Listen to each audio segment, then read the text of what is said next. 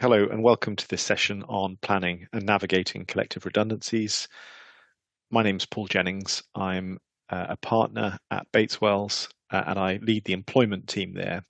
And over the course of this session, we're going to be looking at collective redundancies, but from a practical perspective. So looking at the law, looking at how the law fits together, but focusing principally on practically how these processes have to be implemented if they're to be compliant. That breaks down into about 9 elements, and just to run through them so you have a sense of the content before we get stuck in. Firstly, we're going to look at when the collective consultation rules apply. When are you having to think about the Trade Union and Labour Relations Consolidation Act, which is the piece of legislation, highly prescriptive piece of legislation that says what must happen in the context of a collective redundancy?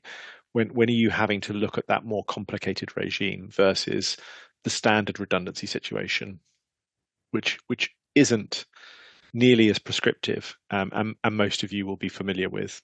And over the course of the session, we'll look at the difference between non-collective and collective processes and have a compare and contrast. So when do the collective rules apply? How do you map out the process? What do the stages look like? And a key part of your planning as HR professionals, employment lawyers, in-house counsel, senior managers, is to have a sense of the different phases of the collective process so that it makes sense and so that you can plan. What about communication? Who are you speaking to? When?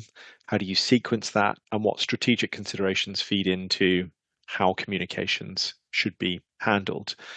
And as with most contentious areas of labour law, employment law, and workforce management, communication is really essential in a situation like a collective redundancy because people are deeply anxious about their livelihoods. Morale will suffer a significant blow while these processes are underway. There can be a lot of instability surrounding a collective process.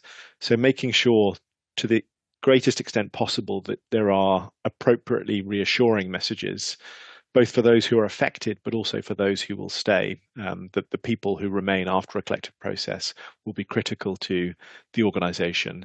But dealing fairly with those who are affected is also critically fair, or critically important, I should say. So thinking about communications, it's often neglected, but actually getting the communications just right is very, very important.